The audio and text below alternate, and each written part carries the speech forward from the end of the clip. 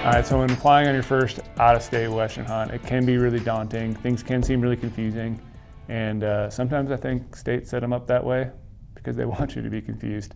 But luckily, we make it easy for you. So all these tips right now are going to help you to kind of break down that learning curve and barrier when applying on your first out-of-state Western hunt, because there's a lot of things to consider. You have to know, what state you want to kind of hunt, what species are you interested in. Those are the two great starting points. It might just be species first, and then you can figure out state later. But once you got those kind of narrowed down, like where do you want to go? What do you want to hunt? And potentially what weapon you want to hunt.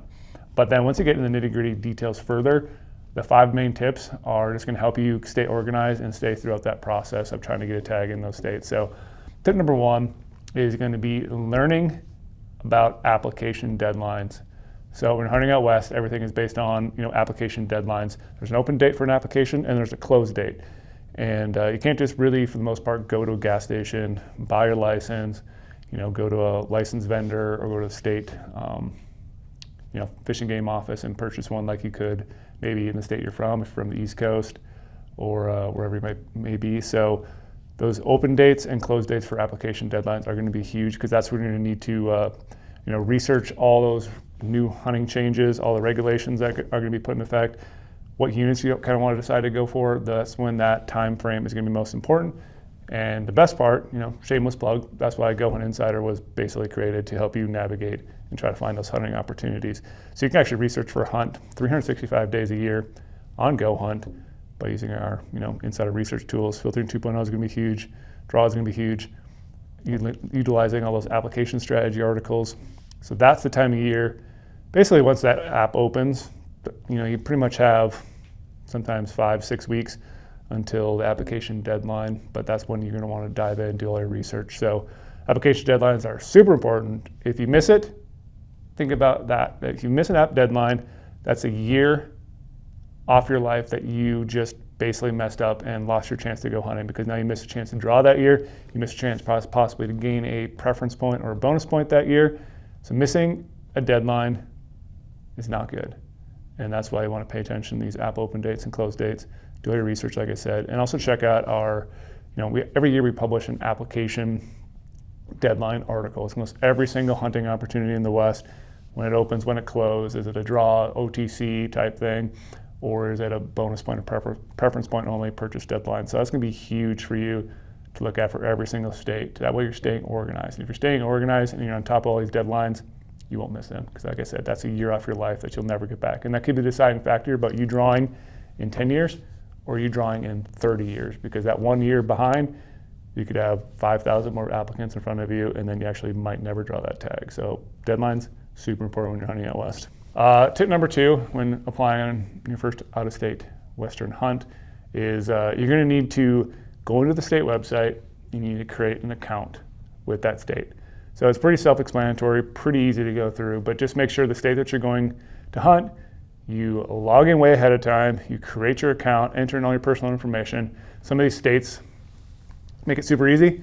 Other states make it a little bit difficult, because you might have to submit an actual proof of your hunter education card. There's certain states that do that. Other states it's very easy, but just keep in mind, do it ahead of time. Don't wait till the last day of that application deadline to, hey, I'm going to create an account for X state, and I'm going to try to apply in this state. You might realize that you actually need some more documentation before you can apply. So that's another great thing about goHUNT Insider. We list all those state websites. You just got to jump over to it, click on it, go and create your account. You can save all your password information wherever you want, piece of paper, on the web, password management tool, but remember your login and your password, because that's going to be essential when you're applying on these out-of-state hunts. All right, number 3 of the tips for going on your first out-of-state Western hunt. So there's going to be a lot of prerequisites when you are applying on a Western hunt. So these are, and again, this is why states always make them very confusing and very complicated, because every single state's going to be different. So some states might require you to buy a hunting license. Some states might require you to pick up a small game license. Yes, a small game license for your big game hunt. They could be combo licenses, which sometimes are going to be hunting, fishing, upland game, like all sorts of different things. There's habitat stamps, there's habitat licenses. there's all sorts of prerequisites that you have to consider when you're trying to apply. And some states will make you purchase these prerequisites before you can actually apply for a big game tag. So for example, Idaho, when you want to apply or pick up a general season tag or apply on a controlled hunt, you need to have a hunting license. So the hunting license is $185. State of Arizona, that's $160 for their hunting license. And so just got to remember that when you're going to be applying out west, there's going to be some of these fees that you just have to pay for to actually go in and try to get a tag. So that's something to be considered when you're trying to budget for how many states you're going to try to apply for in the west. So this tip will be pretty quick. This is all about application fees. So in addition to those prerequisites like I talked about earlier, each state's going to have different application fees, and this can range from $5 per species, $15 per species, $8 per species you apply for. Just got to take in mind that some of these states will have application fees, and those can add up really quickly. And again, that's something you should consider when you're trying to budget for what western state you're going to apply for. Certain states are a little bit easier to apply for because they're a little bit cheaper per species you apply for. So just keep in mind that every single state, for the most part, is going to have some sort of app fee tacked on top of everything else. That's what governments do.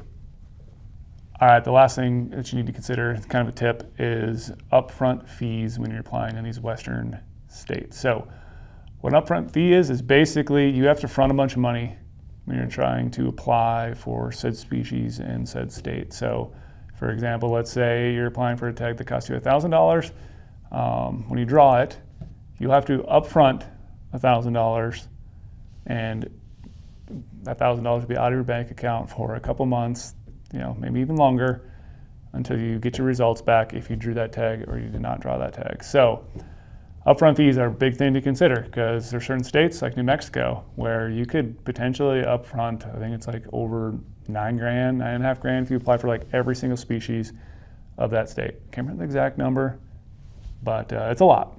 So that's something to be considered whenever you're doing this, is figure out which states have upfront fees. Is that worth it to you to upfront that fee? To me, sometimes when you have to front a bunch of money for a tag, yes, you will get a lot of that money back. But to me, if I have to front a bunch of money, that means there's going to be potentially less people sometimes applying for those because they're really expensive to do. So if you can afford to do it, if you can put on a credit card and you don't care about credit card fees and whatnot, because you love hunting, that's all you want to do in life, sure, go for it and apply as many species as you want. But if you're that person who needs to do some budgeting and figure that out, just understand that there'll be some fronting fees and you'll be out of a lot of money in your bank account for a little while. But don't let that deter you. There's always ways you can figure it out to try to apply in certain states, or to switch to a different state and try to hunt elk in this state compared to this state. So just a little bit things to consider when you're applying. So in summary, those are just like 5 things you should consider. Yeah, they're not really exactly some big groundbreaking in-depth tips, but for someone who's looking to go west for the first time, those are sometimes really things that are kind of daunting and kind of confusing.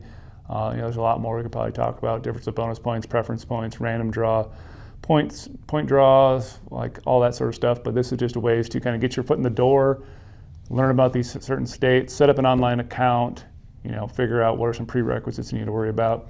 But I highly recommend you guys check out the article that Dave Barnett wrote on this subject. It'll explain this really, really well, a lot more in depth than I covered it here. It's going to have links to each one of those states, so you can jump right in, create your account in that state, get set up well ahead of time. And like I said, this is application season right now. So this is the time when you should jump in your insider account, figure out how to use all the tools that we offer, figure out all the different things about every single state because they're all different. Learn how that's going to impact you going forward, figure out when those application deadlines are, and maybe even read some of those older application strategy articles, because we always release those app strategy articles 3 to 4 weeks before the app deadline, but you can still read old articles to kind of see maybe what the trends were last year.